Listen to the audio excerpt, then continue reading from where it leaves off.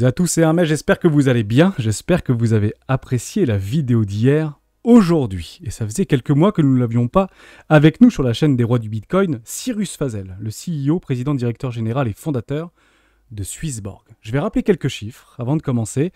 C'est une application, Swissborg a été lancée en 2018, ça fait un peu plus de 5 ans maintenant, plus de 750 000 utilisateurs, qu'on appelle également des Swissborgers, plus de 10 millions d'euros de revenus pour 2 milliards de volume annuel, et ce en bear market, présent dans plus de 100 pays, à peu près 200 collaborateurs, un peu plus de 200 collaborateurs. Swissborg se veut stratégiquement positionné aux portes du Web.3, aujourd'hui valorisé 230 millions d'euros suite à une très récente levée de fonds, 21 millions d'euros.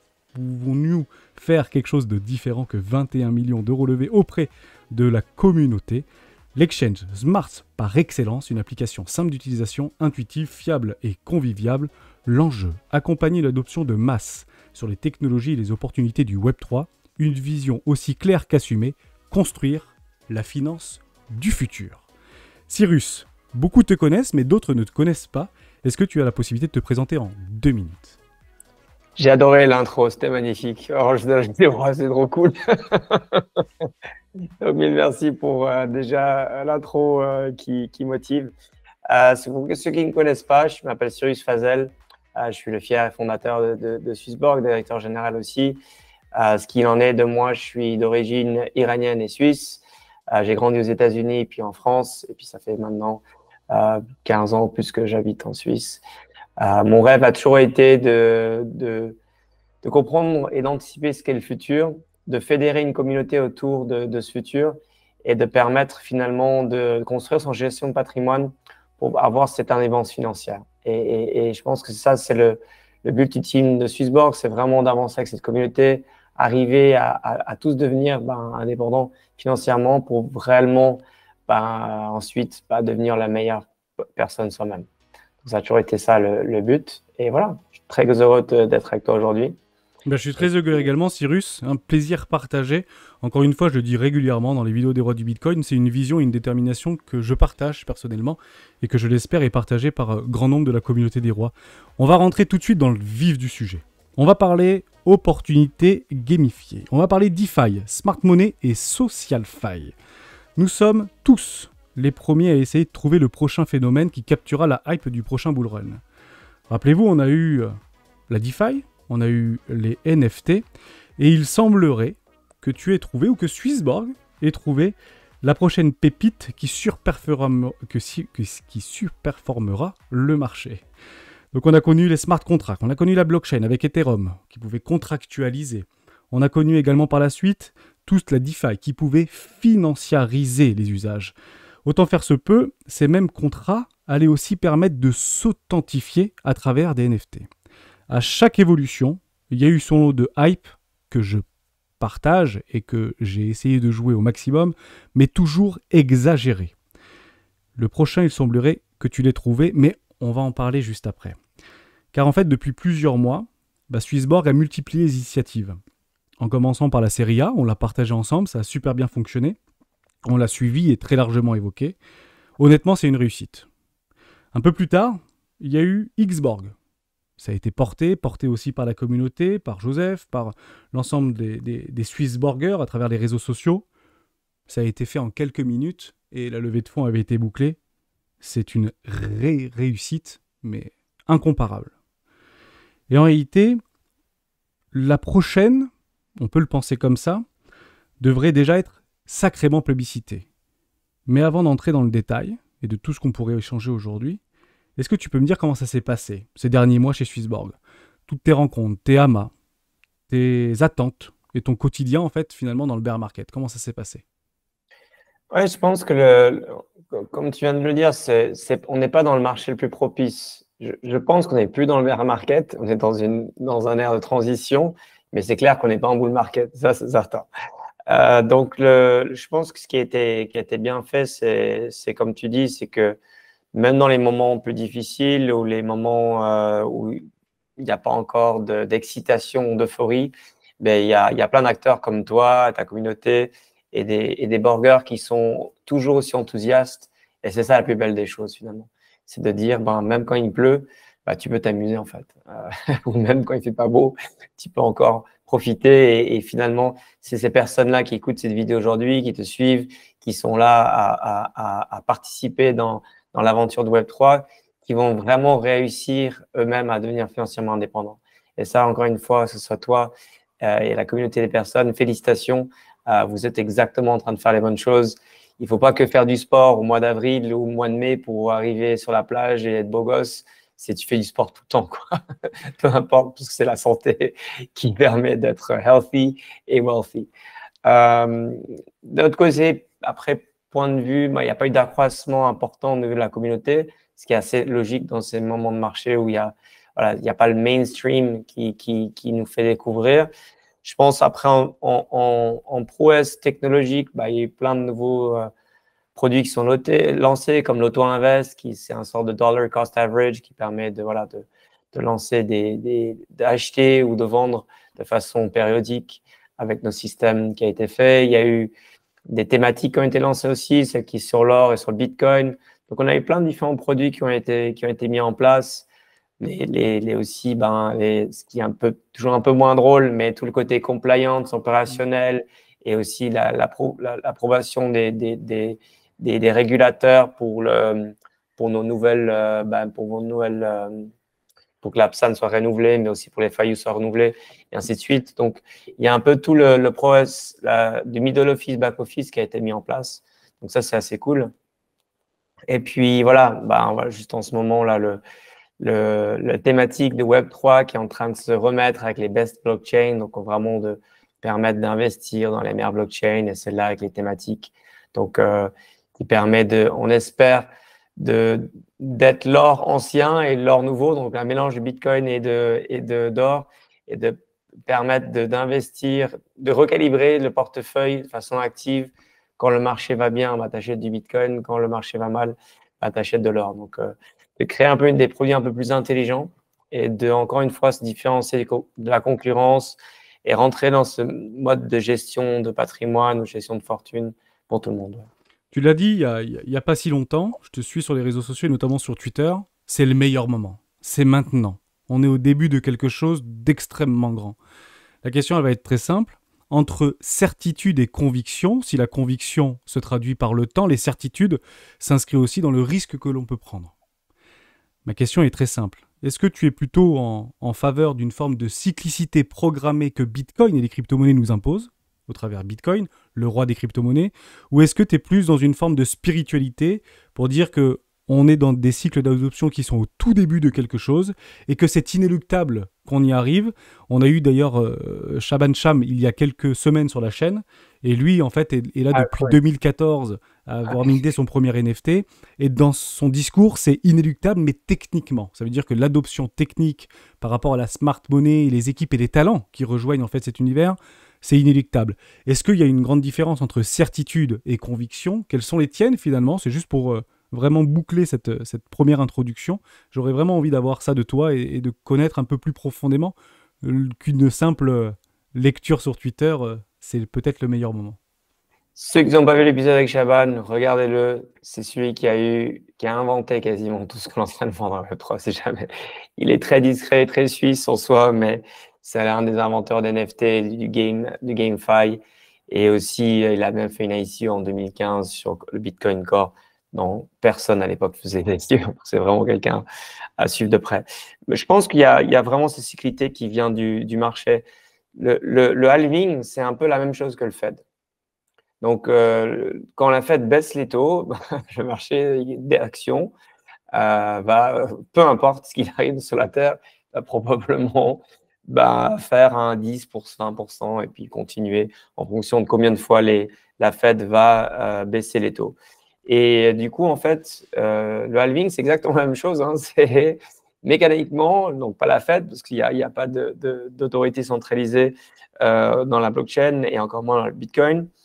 Et de ce fait-là, en fait, quand le halving se passe, pour répéter ce qu'est le halving, c'est on diminue les frais de transaction qui sont des frais de rémunération pour ceux qui valident, donc ceux qui minent du Bitcoin.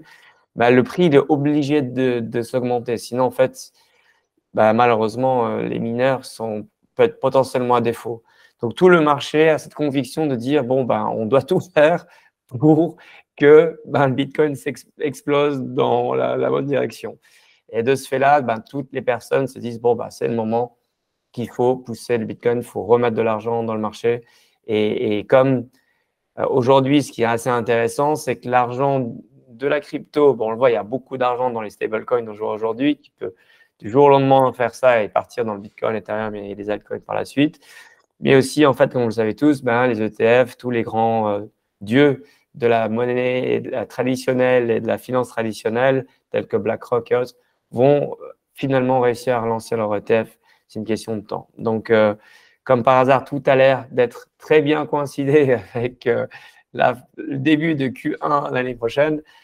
De ce fait-là, j'ai l'impression que spirituellement, mais aussi mécaniquement, tout est fait pour que dans les 9 prochains mois, on arrive dans un ère qui est très favorable pour tout ce qui est crypto.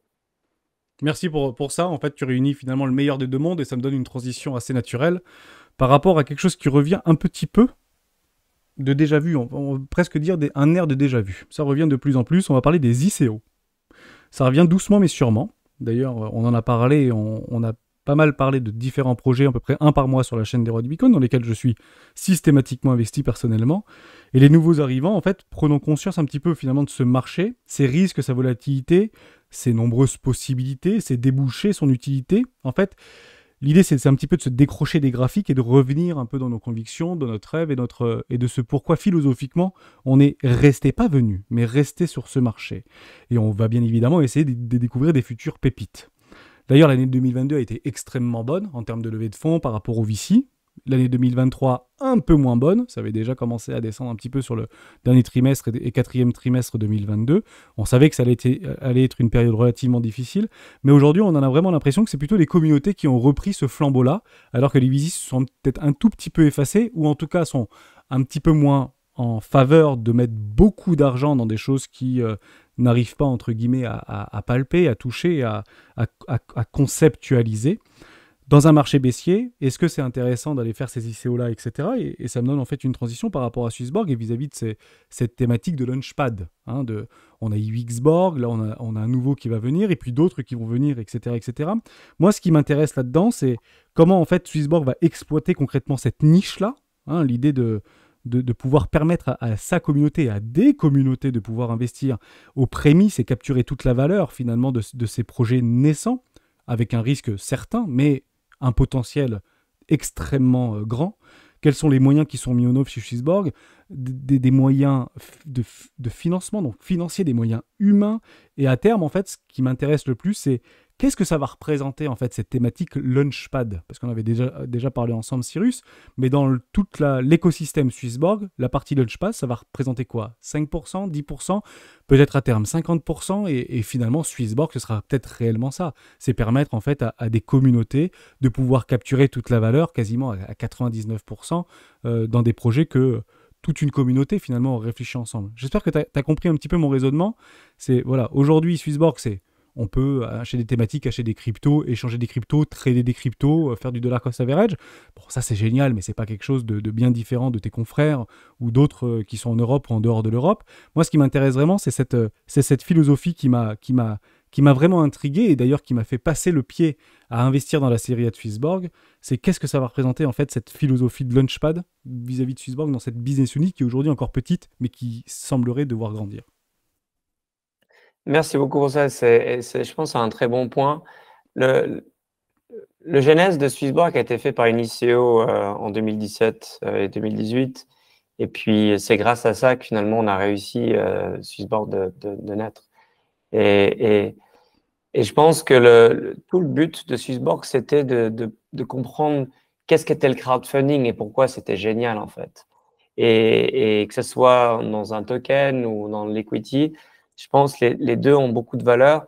Et voilà, on avait réussi à être le top 10 des ICO à l'époque. On s'est dit, on va toujours réussir à continuer là-dedans. En 2018, après, on voulait lancer d'autres ICO pour d'autres différentes boîtes. On n'a pas réussi. Et quand on a créé l'application de Swissborg, là, on a un peu merdé. On aura dû vraiment concentrer là-dessus. Et puis, comme on avait essayé de faire 2018-2019, mais il n'y avait pas beaucoup de projets, il n'y avait pas beaucoup d'envie, il n'y avait pas beaucoup de volonté là-dessus. C'est vrai qu'on a mis un peu de côté et puis on était un peu triste que 2020, 2021, 2022, on n'avait pas vraiment réussi à choper les meilleures pépites et ainsi de suite. Donc, du coup, on s'est dit, bon, bah, on va clair net changer ça en faisant notre crowdfunding à nous, dans lequel beaucoup de la communauté ont participé, 17 000 personnes, ce qui était génial. Et de dire, bon, partons sur ce genèse de nouveau, de dire, nous, on a réussi grâce à notre communauté, comment on peut reproduire ça avec d'autres sociétés dans lesquelles nous, on a vraiment une aspiration avec eux et ils ont vraiment un but communautaire, ce qui est très important, je pense, dans la philosophie de Swissborg, comme toutes les personnes le sachent. Je pense que l'idée, c'est exactement ça, c'est de dire, bon, Xborg et Favor, le deal qu'on parlera peut-être après, c'est encore plus tôt que les launchpads. Donc, ça veut dire que c'est vraiment avant que le token soit listé. Ça, c'est une chose. Et que le launchpad, on va en faire probablement par la suite. Mais pour l'instant, c'est encore plus tôt que les ICO, on va dire, c'est un peu les pré-ICO. Parce qu'on pense que c'est le bon moment par rapport au timing, par rapport au marché. Et voilà, je pense qu'on va vraiment continuer à trouver les meilleures pépites et à se dire, est-ce que ça, c'est un investissement qui est bon ou pas?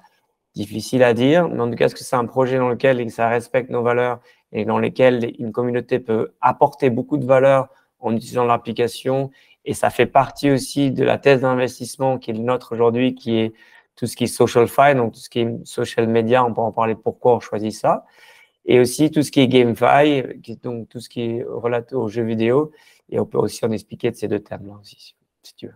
Merci beaucoup pour cette explication. On va rentrer un tout petit peu plus dans le détail et j'aimerais un peu plus rentrer en profondeur dans cet aspect de venture capital avant de passer à la suite. Et avec grand plaisir, on parle de SocialFi juste après. Pour certains d'entre nous, il faut le comprendre, beaucoup sont nouveaux dans ces marchés ou dans ces aspects de capital risque.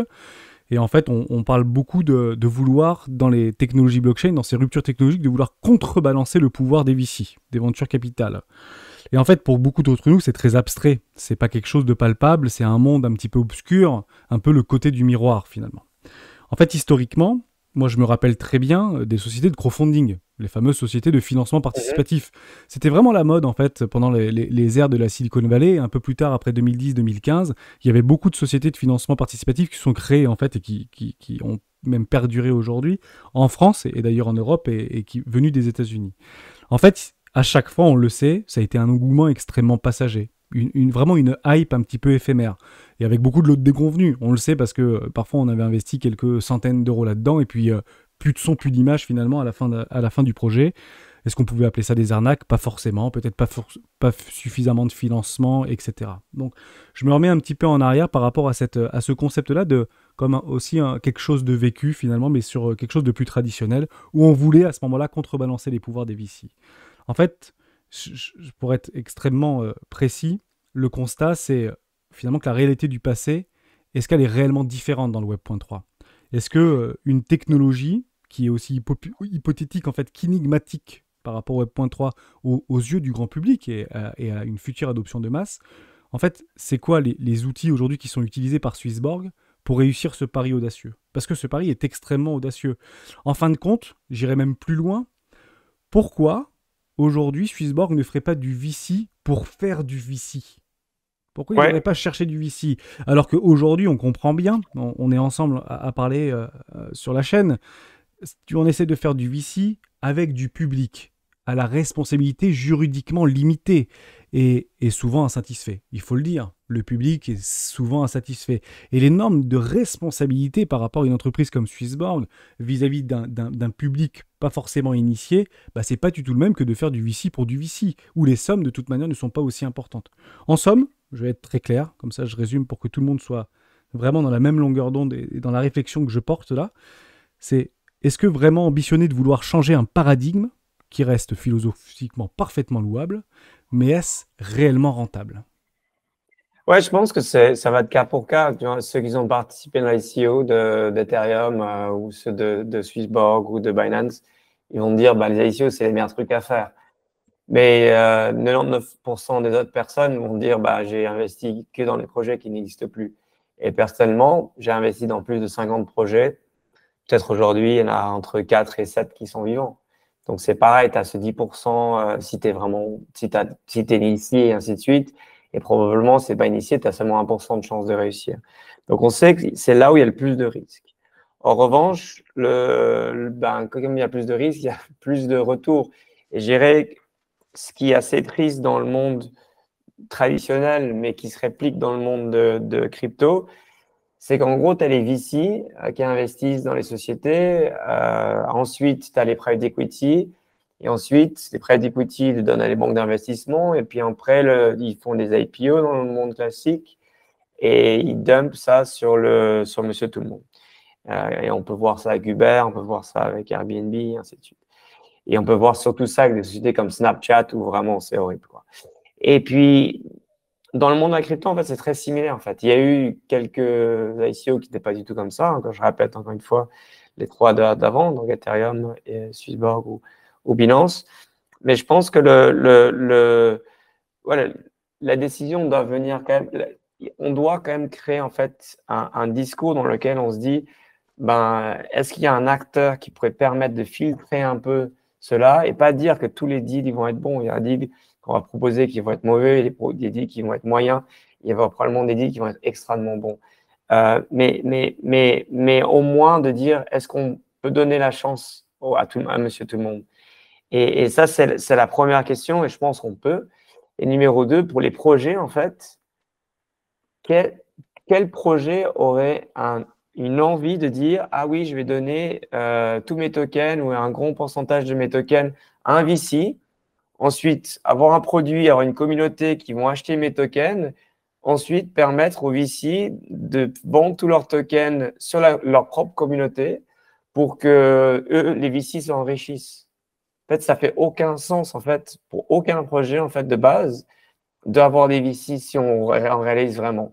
Ça fait que du sens si, en effet, il n'y a aucun autre moyen, en fait, de lever de l'argent. Et comme il y en a un, en fait, et Swissborg est en train d'offrir ça, je pense qu'à terme, beaucoup de VC, en fait, devraient jamais avoir des allocations meilleures que celles des communautaires, de la communauté, en fait.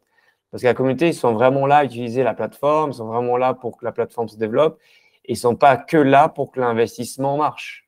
Bien sûr, ils sont là pour l'investissement marche, mais les VC, en revanche, son seul mandat, c'est de faire du profit. Que le produit marche ou pas derrière, réellement en soi, il y a peut-être des VC qui vont dire oui, oui, oui, mais leur mandat est non, et de juste d'investir et faire un exit au plus vite possible pour ensuite flipper sur un autre produit et encore plus vite en crypto où à l'époque en 2017 c'était tous les 2 semaines qu'ils devaient flipper et en 2021 c'était tous les années et aujourd'hui j'ai l'impression que c'est tous les 2-3 ans que ça va être. En tout cas le vesting, la période dans laquelle les VC ont des clauses, c'est en général ils ont un cliff donc ils doivent attendre au moins 6 mois avant de vendre les tokens et ensuite ils ont probablement entre 2 et 3 ans de vesting. Ça veut dire qu'ils ont entre 2 et 3 ans pour permettre de vendre la totalité de leur investissement.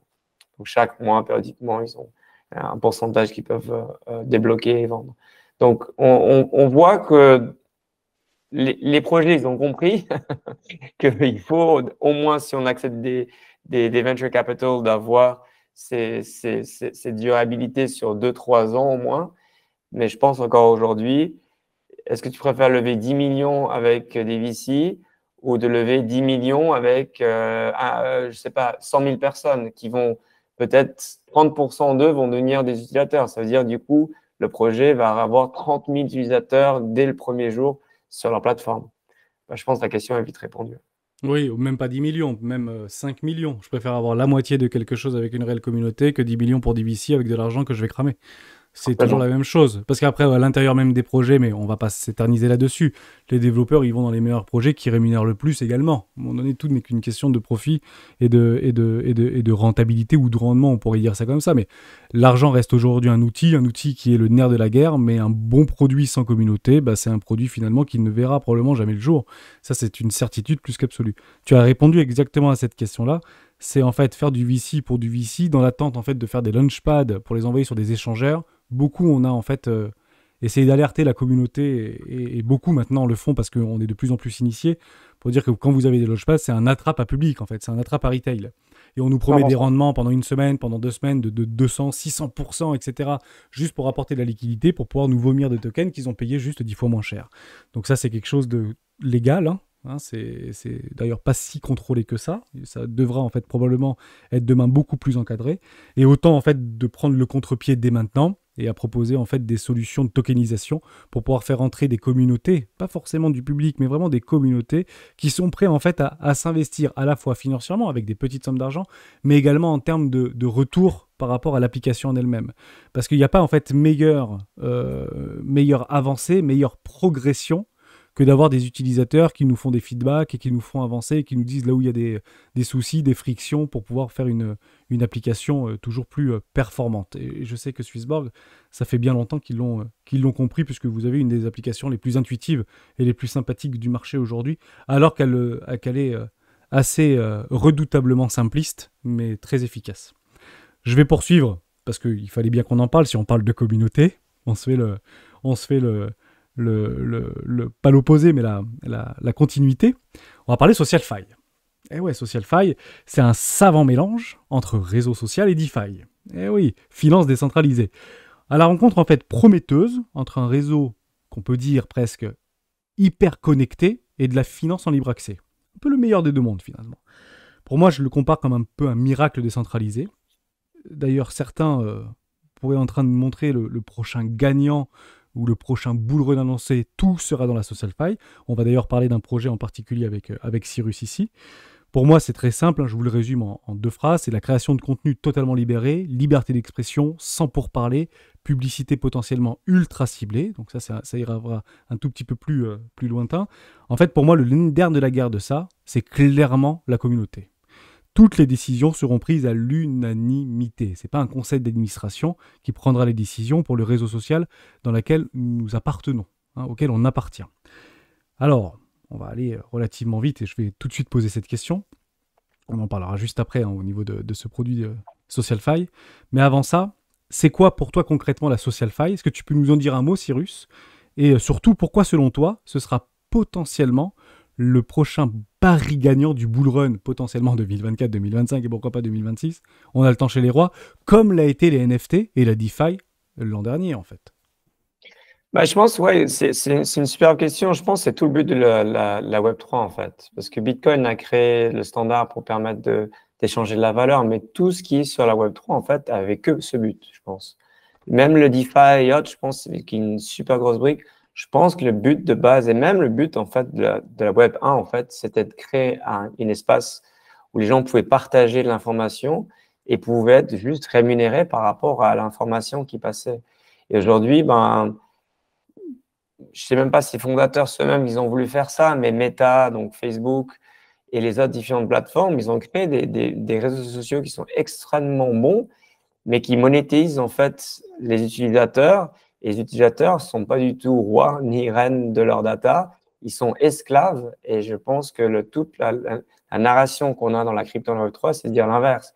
En fait, c'est si tu produis du content à travers ta communauté, bah, faisons une vraie méritocratie dans laquelle chaque personne est rémunérée à juste titre. Et je pense que c'est ça qui est le déclin de la Web 2 et le fait que ce modèle va vraiment permettre de révolutionner, je pense, le monde juste drastiquement. Et pour dire, qu'est-ce qu'est SocialFi? Pour moi, c'est juste les réseaux sociaux, mais juste. Où on met en place une stratégie avec d'un intelligent, des contrats intelligents qui peuvent permettre de vraiment rémunérer le content, ceux qui créent du content. Comme toi, aujourd'hui sur YouTube, j'imagine tu gagnes entre, je sais pas, 30 à 50% de potentiellement ce que YouTube gagne. Mais tu n'as pas beaucoup vraiment contrôle sur ce que c'est les publicités qui sont. C'est pas encore super clair et précis. Et si on regarde dans le monde de TikTok, tu gagnes quasiment rien. Instagram, c'est difficile à comprendre aussi. Twitter, ils sont en train de mettre des choses en place avec X. Mais on voit qu'aujourd'hui, c'est pas encore un modèle qui marche vraiment pour ceux qui créent du content. Donc, c'est ça pour moi le Socialfy, c'est comment révolutionner le monde pour que chaque créateur de contenu se devienne roi et reine de sa data, roi et reine de sa communauté et que tout soit fait de façon beaucoup plus transparente et que chaque utilisateur a un contrôle meilleur, je dirais. Ok, en fait, dans l'approche, c'est pas de remettre au centre le rédacteur ou l'influenceur ou le créateur de contenu, mais c'est plutôt en fait d'essayer de se redistribuer, à part pas forcément égale d'ailleurs, mais une forme de rétribution plutôt que de capturer 90% du flux ou de la valeur pour redistribuer 10% aux influenceurs ou aux créateurs de contenu. C'est d'ailleurs quelque chose qui existe depuis la nuit des temps, hein, si on reprend de combien les rédacteurs et les journalistes sont rémunérés par rapport à la valeur de la publicité ou des actionnaires qui y sont rémunérés. C'est quelque chose en fait peut-être de redistribuer les cartes, peut-être plus équitablement, ça je peux le comprendre comme ça. La question c'est toujours la première question et on va juste après passer aux détails, mais j'ai toujours envie de me poser cette question. Est-ce qu'on a vraiment envie finalement? Parce qu'à chaque étape, on peut trouver des cas d'utilité. Par exemple, tu pourrais choisir les publicités que ta communauté pourrait regarder. Ou ta communauté pourrait éventuellement aller faire une action A pour une action B, etc. Et tu aurais la main pour pouvoir éventuellement ça. Tu pourrais aller même plus loin. Tu pourrais voter avec ta communauté pour ça. Mais au fond, est-ce qu'on a vraiment envie de se tracasser la tête? Est-ce que finalement, ce qu'on veut pas, comme un influenceur, youtubeur ou tiktoker, peut-être pas tiktoker, mais dans l'idée, c'est ils le font tout pour moi, et en fait, ce que je gagne, je suis très content, et puis mon objectif, c'est de faire beaucoup de contenu, beaucoup d'abonnés, beaucoup de machins, et je gagnerai plus. Quelque chose de très binaire, en fait. Et aujourd'hui, avec le Socialfy, on a vraiment l'impression qu'on essaie de nous inviter dans quelque chose de peut-être plus complexe, plus libre, beaucoup plus de possibilités, beaucoup plus de cas d'usage, mais au fond, une forme de complexité. Or, plus on avance, plus on a envie que ce soit simple. Est-ce que tu as une idée par rapport à ça, par rapport à cette réflexion? Je pense que ouais, c'est difficile à dire. Je pense que ce qui est clair, c'est que tu veux voir une transparence et tu veux être un acteur dans lequel ton opinion compte, je pense. Et c'est ça la chose la plus importante qu'il y a derrière, je pense. Et je pense de plus en plus tu vois, OnlyFans, alors c'est clair que c'est un business model qui est un peu différent, mais tu vois, derrière OnlyFans, il y a quand même une volonté d'une personne de suivre un créateur de content. Alors oui, pour l'instant, OnlyFans, c'est que du cul, mais c'est pas grave.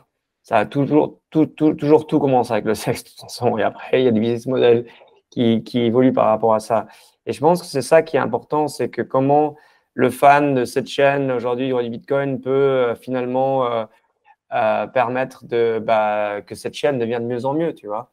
Et si par exemple, toi et ton équipe arrivent à mieux en mieux vivre de cela, probablement ton content sera de mieux en mieux. Et je dis pas, il y en a ils ont déjà réussi à faire ça.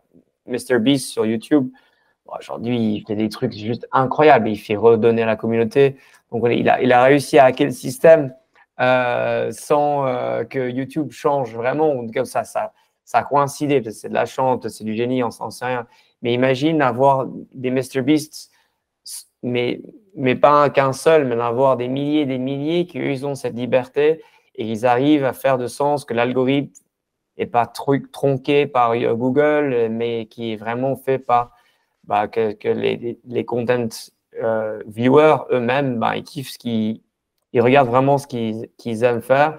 Et ceux qui créent du content peuvent vraiment avoir une meilleure façon de travailler. Je pense que c'est ça qui donne la beauté finalement.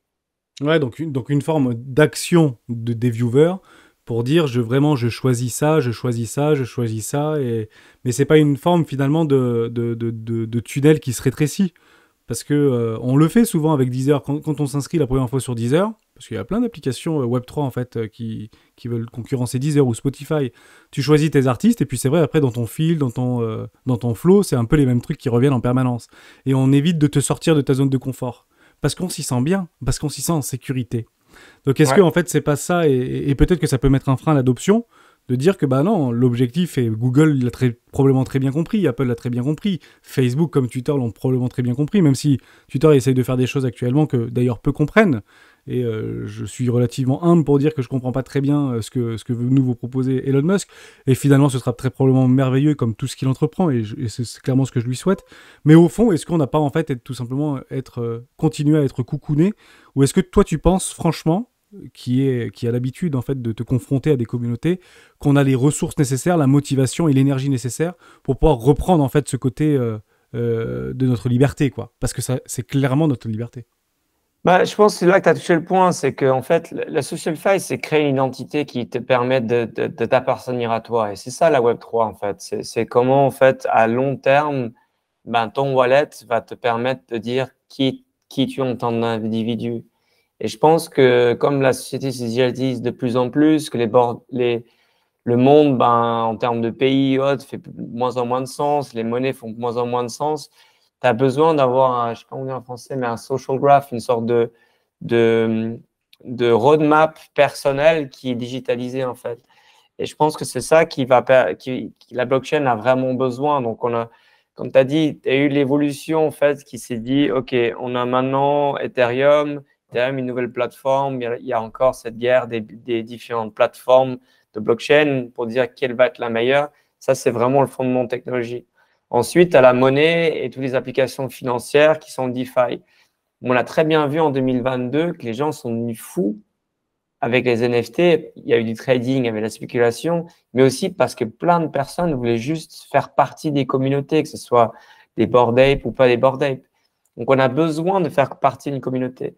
Et le social fi, c'est le next step où tu arrives vraiment à interagir de façon beaucoup plus claire et beaucoup bien meilleure à travers des idées, des idéologies, à travers de plein de différents fonctionnements de ce qu'est la société, en fait.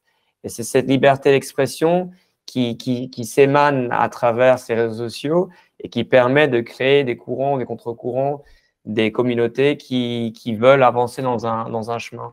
Donc, c'est ça qui, pour moi, qui est fondamental. C'est encore une fois, c'est comment créer ton identité digitale à travers la Web3 qui va te permettre par la suite à ouvrir plein de portes différentes, en fait. Ok. Ouais, c'est ça en fait que le social fi essaye de réinventer. C'est une forme de nouvelle roadmap partie from scratch. Et dans tes dires, il y a peut-être des choses qui m'interpellent. Parce que je parlais tout à l'heure d'Elon Musk, et j'ai parfois l'impression que Elon Musk essaye justement de mettre aux yeux du monde entier ce que en fait le monde ne devrait pas pouvoir faire. Je te donne un exemple très concret. Il ne s'en cache d'ailleurs pas. Il a modifié l'algorithme de Twitter pour que ses tweets, ses propres tweets, soient regardés par beaucoup plus de personnes. Ouais. Et en fait, dans ces actions-là, on a l'impression que c'est un égocentrique, que justement, il a envie d'avoir toute la notoriété parce qu'il a un égo surdimensionné, etc. Et en fait, peut-être qu'à travers cette action-là, il essaye tout simplement de montrer une faille à l'ensemble du monde entier pour dire voilà ce que je suis capable de faire et voilà ce que tous les puissants peuvent faire. Et se remettre en fait à l'échelle de la communauté ou de l'humain finalement, ou de ses propres utilisateurs, bah, c'est peut-être que pourquoi pas demain il est en train de créer ou vouloir créer en tout cas cette idée qu'il essaie de créer, mais toujours de le prendre à contre-pied, parce que j'ai bien l'impression que ce personnage-là, il faut généralement essayer de lire entre les lignes le contraire de exactement ce que la majorité pense qu'il est en train de faire. C'est assez compliqué, mais je pense que c'est quelqu'un de relativement intelligent pour faire ça. C'est une réaction, et c'est encore une fois très personnel, mais c'est pas encore quelque chose qui me surprendrait pas. Dans tous les cas, ça ne changera pas grand-chose aux yeux du monde, hein, mais c'est toujours très intéressant d'essayer de regarder... Et parce que tout le reste n'est parfois que moralité. Hein. Est-ce que c'est bien, est-ce que c'est pas bien? Bah, des fois, en fait, on essaie d'exposer le pas bien pour essayer de rendre le monde meilleur. Probablement la satire, complètement, ouais. Exactement ça. On rentre dans le vif du sujet, on va parler de l'alpha early deal de Swissborg qui s'appelle Fiverr. Je vais peut-être te poser des questions que si tu as eu la chance de rencontrer d'autres personnes que peut-être qu'on t'a pas posées. Moi, j'aime bien rentrer plus dans les détails et peut-être un peu tordre le cou aux idées reçues. Donc, on peut le résumer assez simplement. Hein. Fiverr, c'est un pionnier des réseaux sociaux du Web3. Ils sont basés à Helsinki, en Finlande, encore un projet donc européen nativement. Il y a une interface relativement similaire à Twitter. Vous avez d'ailleurs l'application, plus de 100 000 téléchargements. Je crois qu'il y a 4 étoiles sur 5. C'est tout le début, mais je crois que vous pouvez déjà l'utiliser. Il redonne à l'individu le contrôle de son contenu, de sa réputation numérique, de la manière dont il interagit avec sa communauté, etc. Bon, ok. Moi, je parle beaucoup à des investisseurs ici. Et dans la communauté, on est des spéculateurs, souvent investisseurs, et on voit plutôt long terme. Maintenant, Fiverr, c'est une application conçue sur le protocole Lens. On en avait déjà parlé, c'était en décembre 2022, de Lens avec Anthony, ton associé. Et qui, lui, si on parle de Lens, bah, utilise le réseau transactionnel de Matic, Polygon. Ok, mais Matic, lui-même, est sécurisé par la blockchain Ethereum. Bon, honnêtement, c'est si difficile d'aller en fait à la rencontre des potentiels futurs pépites par rapport en fait à d'où ils prennent leurs sources. En fait, Fiverr, par rapport à tout cet écosystème autour d'Ethereum, tout cet écosystème autour de Polygonmatic, tout l'écosystème, parce que finalement Fiverr n'est qu'une toute petite application de tout l'écosystème et du protocole Lens. Qu'est-ce qu'il a de plus, ce truc-là?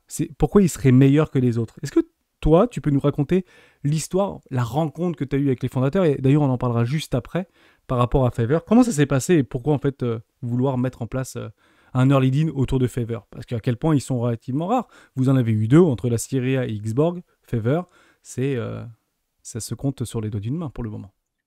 100%, ouais.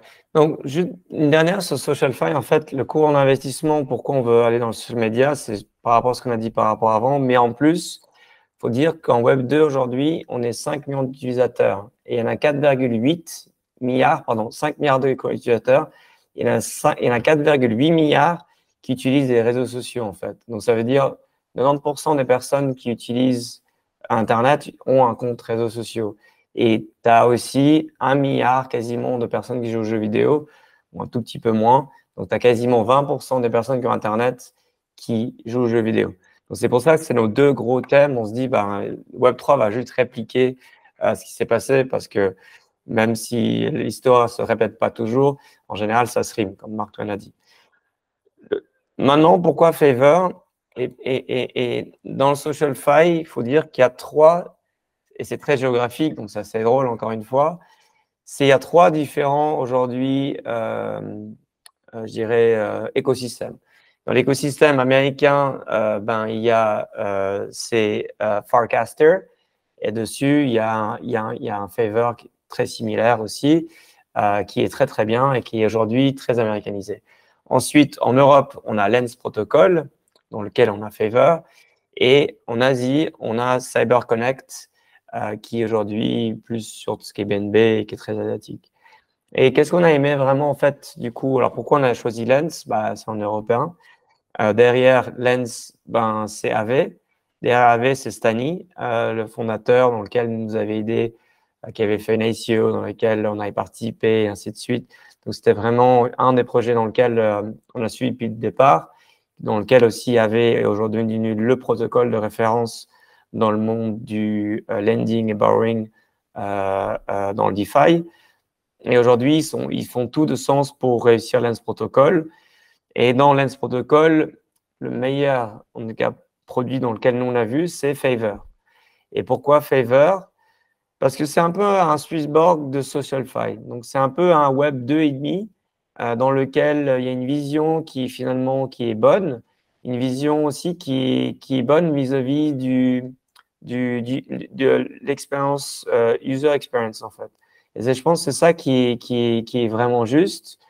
Et par rapport à l'équipe elle-même, c'est une équipe qui est bonne, qui est forcément beaucoup poussée par l'équipe de Lens et dans lequel finalement on s'est retrouvé par rapport à l'investissement où ils loquent aussi les gens pendant un long moment de 3 ans. Ça veut vraiment dire qu'encore une fois, ils cherchent à avoir des utilisateurs et non pas juste avoir des spéculateurs qui veulent juste acheter et vendre au meilleur prix.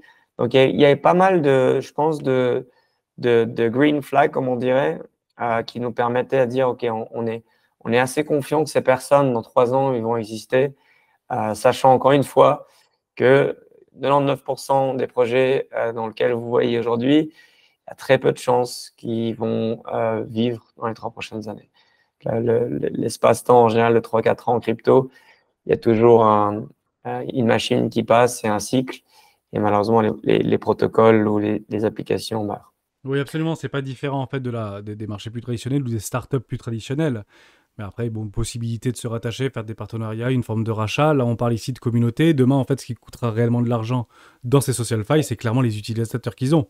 Aujourd'hui, si vous n'utilisez plus un protocole, ce protocole meurt. Et puis, si vous utilisez une application, mais que finalement, il y a peut-être des concurrents qui sont à côté, mais qui utilisent une autre application qui semble sur le papier meilleure, ça ne veut pas dire que vous allez récupérer des millions de personnes. Finalement, dans le SocialFi, c'est peut-être quelque chose que tu n'as pas abordé, mais j'aimerais moi le partager aussi ma vision. C'est qu'en fait, ce sont les premiers qui généralement en fait sont les chevaux de course. Il faut être les premiers, il faut être rapide, il faut être violent pour prendre cette croissance-violence. Parce que si vous regardez ce que font les autres et après vous dites, bah moi je vais faire un truc mieux, vous êtes mort. Ça ne marchera probablement pas. Donc il faut aller extrêmement vite. Je pense que beaucoup l'ont compris. Et d'ailleurs, on en avait parlé dans la chaîne des rois du Bitcoin en parlant de Twitter. Pourquoi en fait Elon Musk n'a pas tout simplement créé un réseau social blockchain à l'image de Twitter en prenant plein d'algorithmes. Il a l'argent pour le faire. Finalement, il l'a pas fait. Peut-être de raisons. Soit en fait, bah, il a voulu tout simplement racheter clairement une communauté dans laquelle il était le plus suivi, relativement facile, soit parce que c'était un petit peu tôt, tout simplement. Donc généralement, quand vous êtes à ces niveaux-là, bah, vous attendez de voir ce que font les autres et puis vous les absorbez parce qu'en fait, ils proposent quelque chose de complètement différent. Mais c'est vraiment ça l'idée, c'est soyez les premiers à le créer, soyez violents, soyez rapides, parce que généralement, quand vous touchez aux communautés, bah, c'est difficile de les ramener. Et je prends vraiment le pari là-dessus.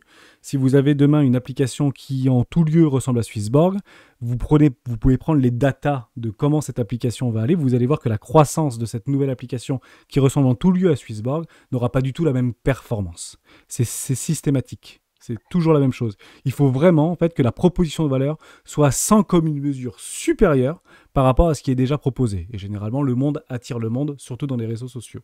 Je vais aller un tout petit peu plus loin, parce que c'est quelque chose qui m'intéressait. Tu sais, Cyrus, nous, dans la communauté des rois, on essaie de simplifier la méthodologie en tant qu'investisseur. Et on a en fait déterminé 3 grands principes. Le premier, c'est qui sont les fondateurs. 2, qui sont les investisseurs, et 3, qui sont les utilisateurs. On comprend bien ici que les utilisateurs, bah, ce sera de la communauté, potentiellement des Swissborgers, peut-être des membres de la communauté des rois, peut-être moi le premier, j'irai y faire un tour bien évidemment, et qui sont les fondateurs. Et je suis parti faire un petit tour sur LinkedIn, donc vous avez Jonathan Lintala, CEO et cofondateur à Fiverr. J'ai regardé un petit peu, il n'y a pas son visage, déjà c'est un petit peu curieux. Bon, ça fait quand même longtemps qu'il y est, il est bien Silky en Finlande, donc jusqu'à preuve du contraire, tout va bien. Il a travaillé chez Smartly.io, il a été Head of Business Development. C'est pas des petits postes, hein, c'est plutôt des postes assez intéressants. Il était Account Manager chez Google, etc. Et on peut aller voir en fait ce que c'est Smartly.io. Est-ce que finalement, il y a une résonance, une continuité logique par rapport à avoir cultivé des expériences passées pour en faire en fait des choses futures. C'est plutôt sympa parce que je connaissais pas avant d'échanger avec toi. Atteindre plus, travailler plus intelligemment, vos clients sur 8 plateformes plus, mais cela ne signifie pas que vous devez l'être. Atteignez et engagez vos clients à partir d'un seul flux de travail avec Smartly.io. Et en fait, c'est super intéressant parce que ça me permet de rationaliser cette continuité pour dire qu'on va faire un truc qui est énorme, et son ambition c'est probablement de faire un truc qui est énorme parce qu'il a déjà travaillé dans un truc qui rend les choses beaucoup plus simples, beaucoup plus rapides, beaucoup plus intuitives et centraliser, c'est peut-être un gros mot ici dans la technologie blockchain, mais vous avez compris un peu l'idée, c'est de rassembler, toujours dans cette idée de rassembler sur un point donné et de créer quelque chose de nouveau. Je trouve ça super intéressant parce qu'il y a beaucoup de cohérence avec la suite logique de ces travaux, et notamment dans la blockchain. Je trouvais ça plutôt sympa, donc on fait toujours ce travail-là. Vous avez le CFO aussi qui a travaillé d'ailleurs chez Goldman Sachs, il a travaillé chez AXA, il a travaillé dans le venture capital, etc. Donc ce sont des choses qu'il comprend, ce sont des choses qu'il connaît, donc ces gens-là en fait s'entourent de personnes qui ont des grandes qualités. C'est pas des personnes qui sortent de... J'ai aucun jugement de valeur pour les personnes qui sortent de l'école, mais les gens qui sont derrière, c'est clairement des personnes qui ont une forte expérience, surtout à la tête de ce projet-là. Et bien évidemment que ça compte dans un choix d'investissement, puisque c'est beaucoup plus facile de faire confiance sur un point plutôt que de faire confiance sur un autre point. Voilà, je voulais vraiment partager ça. J'imagine que tu l'as rencontré, en tout cas tu as échangé avec lui. Non, alors, je ne l'ai pas rencontré malheureusement. Non, on s'est parlé au téléphone, puis en visio, mais non, on s'est pas rencontré. Mais d'ailleurs là-dessus, ce qui est assez intéressant, c'est que comme Smartly a fait pour ramener toutes les différentes plateformes et permettre finalement d'avoir un endroit pour communiquer et ainsi de suite, là où ce qu'ils ont fait, le génie pour moi, en tout cas chez Fiverr, c'est comment créer ta réputation avec les credentials. Et c'est ça qui, pour moi, je me dis, ah ouais, là, c'est quand même un truc différent. Donc, si vous êtes sur Fiverr, la plateforme, pour l'instant, il y a du contenu, mais ce n'est pas encore incroyable. Bah, c'est normal, c'est le départ. Il y a un système de points qui donne les différents niveaux, qui est très sympa, ça. Donc, il y a ce côté gamifiant. Mais là où ils ont été vraiment des génies, c'est se dire, OK, comment je vais réussir à ramener toutes les différentes communautés qui sont importantes dans le Web3. Et ils se sont dit, OK, si tu relis ton adresse, ton wallet aux NFT que tu as, en fonction des valeurs et des communautés des différents NFT, ça va te donner des credentials en fait. Donc, tu vas réussir à faire une réputation basée sur quel NFT tu as. Donc, par exemple, si tu as l'NFT de Prometheus, d'Xborg, ben, ça va te donner des credentials. Et c'est ça que je me suis dit, c'est vraiment intéressant. Il a pris un peu, je pense, ce truc de Smartly, c'est de dire, bon, ben, n'essayons pas de A à Z juste de réussir à prendre à nous-mêmes, à faire l'acquisition d'utilisateurs, mais essayons de donner de la valeur à des communautés dans lesquelles nous, on pense qu'il y a déjà une valeur absolue dans le monde de la Web3.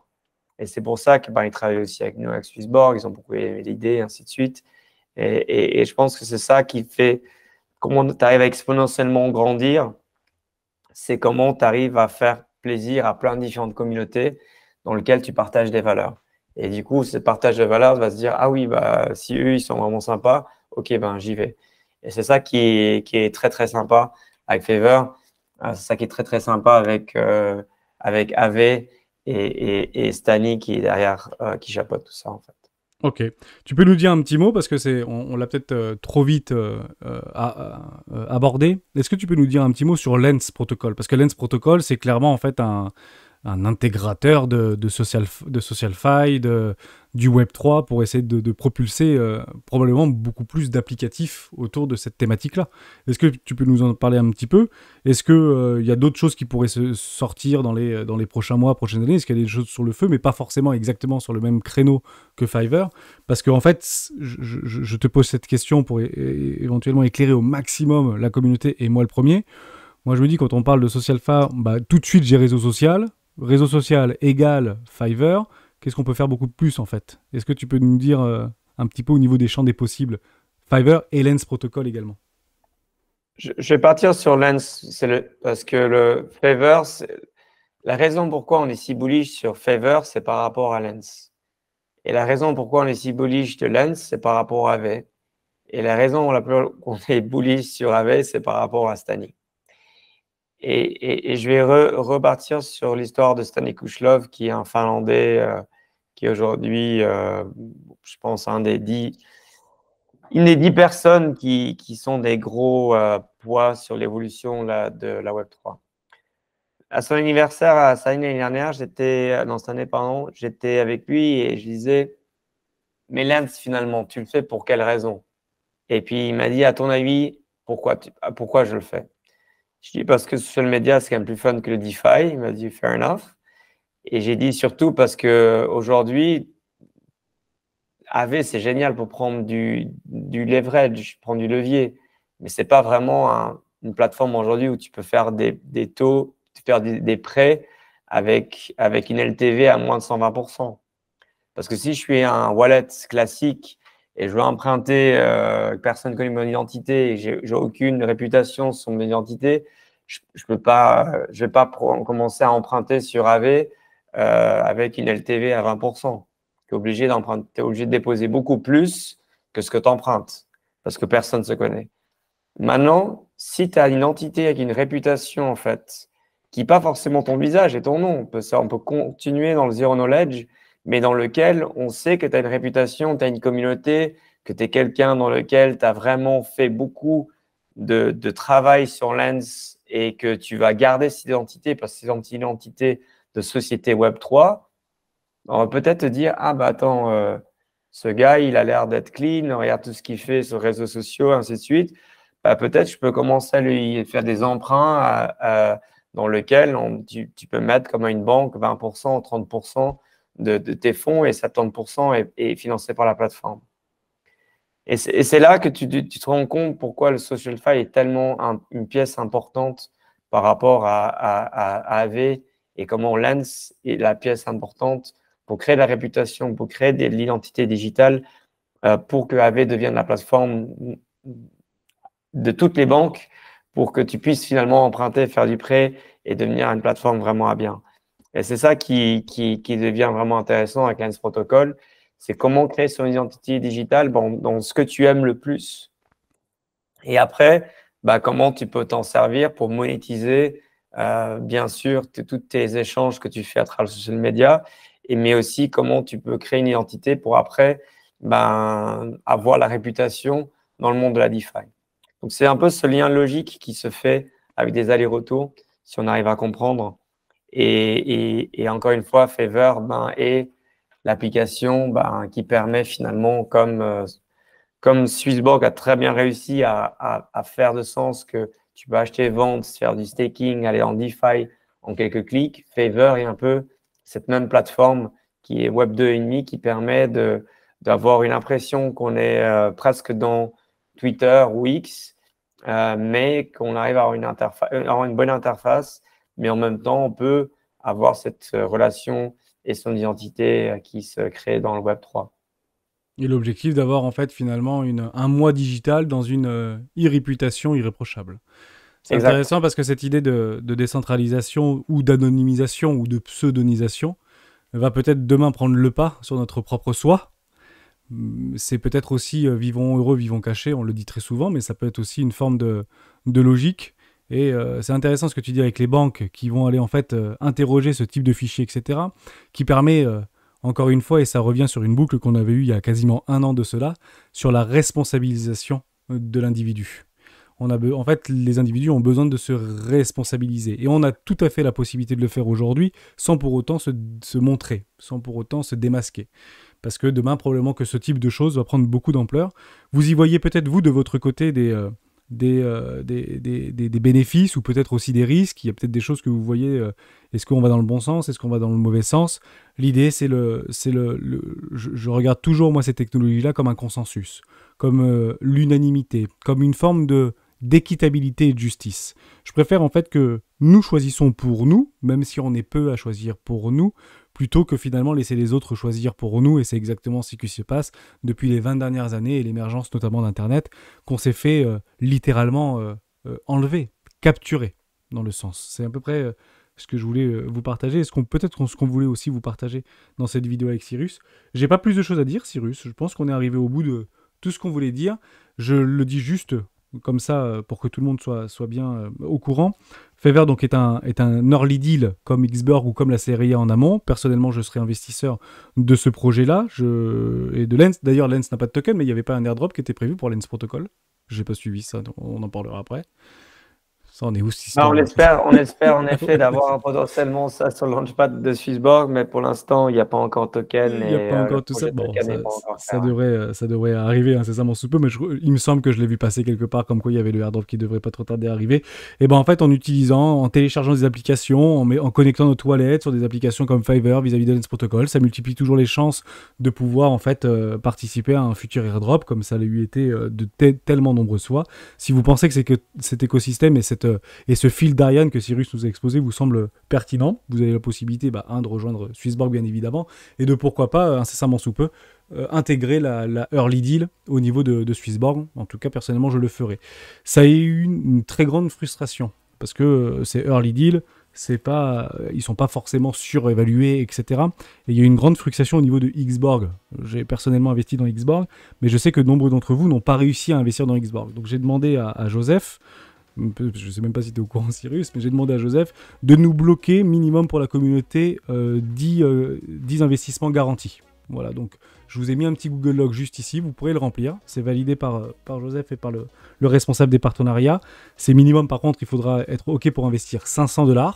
Mais vous avez en fait 10 accès garantis, il faudra juste remplir ce truc-là. Et les 10 premiers qui auront rempli ça et qui feront en fait un dépôt dans Favor, seront garantis de les avoir. C'est juste en fait pour éviter les frustrations. Il y a un truc, ça va faire des jaloux, ça. J'entends. Non, mais à un moment donné, on se bat pour nos communautés. Et voilà. Bravo, vous êtes les vrais rois. C'était un petit peu le but.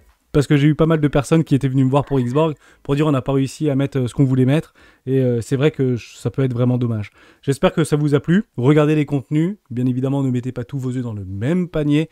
Prenez le temps d'aller regarder les fondamentaux. Avec Cyrus, on a juste abordé un petit peu l'idée même de la social fi et on voulait reprendre un petit peu l'histoire de Xborg pendant les bear markets et comment en fait on voit l'avenir entre certitude et conviction ou cyclicité des marchés. On pense qu'on est dans un moment parfait pour pouvoir en fait s'intéresser à ce type de projet. Ce ne sera pas bien évidemment en 2025 ou 2026 quand ces trucs-là seront listés qu'on se jettera dessus pour pouvoir les faire pumper, même s'il y a du vesting, etc. Et puis il y a des formes de contrôle et de consensus qui se mettent de plus en plus en place, notamment avec des nouvelles normes dictées finalement par les différentes communautés. bah, ça peut être un super moment, en tout cas des belles opportunités, puisque dans quelques mois, voire peut-être années, la communauté passera très probablement vendeur et actuellement elle est acheteuse, bien évidemment. Cyrus, j'espère que tu as pris du plaisir à échanger avec moi et à échanger avec l'ensemble de la communauté. Et bah, comme à chaque fois, je te laisse le mot de la fin. Bah, encore une fois, ouais, mille merci. Je pense que, comme je dis toujours, le meilleur investissement possible, c'est d'investir pour du profit. Ensuite, kiffer le produit, kiffer la philosophie, kiffer les personnes qui sont derrière. Ben, ouais, d'investir pas seulement avec son esprit et ses mains, mais un peu avec son cœur. Et encore une fois, je pense que SocialFi et GameFi vont probablement être les gros thèmes prochains. Donc, merci encore au roi. Et puis, à très bientôt.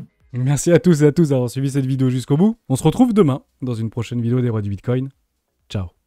Ciao.